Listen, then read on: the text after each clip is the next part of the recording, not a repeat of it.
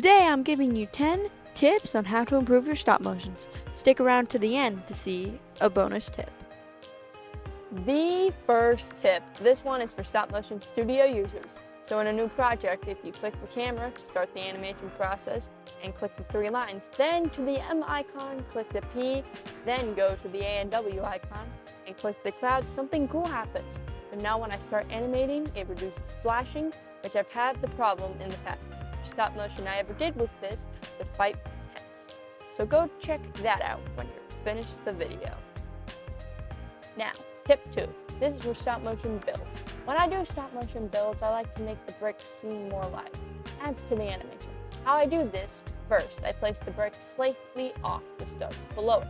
Take a picture, then press it down. And take another picture, and you get something like this.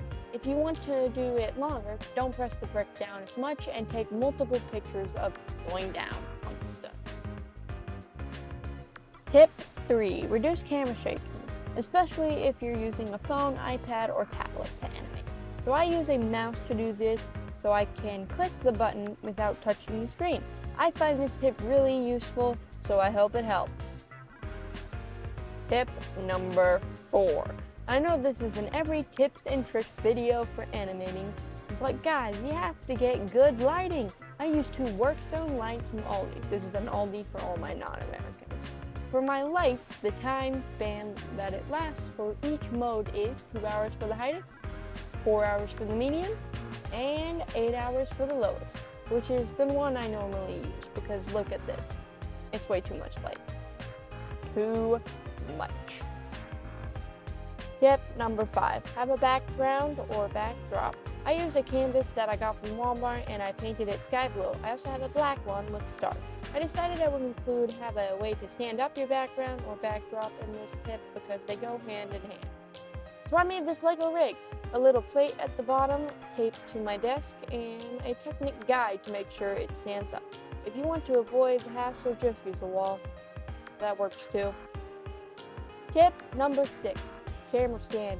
If you use a real camera, I can't help much. But if you use a phone, that I can help with. So for bigger stop motions that I need more view from my camera, I use this one. I use bricks to keep it in place, and you can use this design and move the bricks closer together if need be, depending on the thickness of your phone or whatever you use. And for stop motions that I need more on the ground level, I use this. Bricks to keep the phone in place. Simple, easy, hope it helps. Now, tip number 7, the set for your stop motion. So for stop motion builds, I just do something simple, usually a plain base plate or a base plate with some bricks, adding some terrain. Just makes it look better, in my opinion.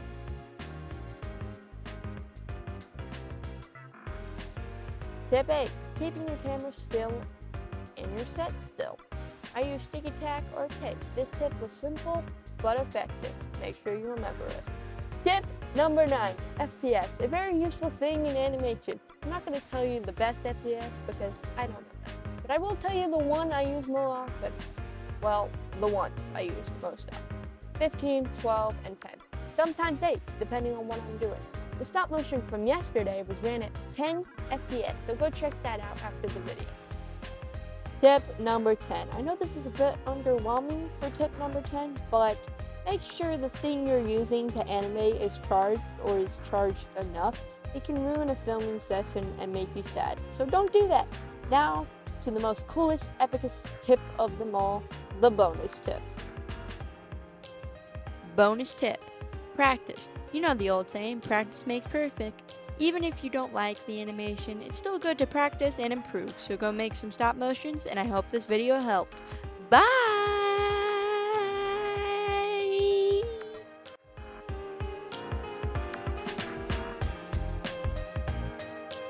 Go check out these videos before you go. I need watch hours. Please.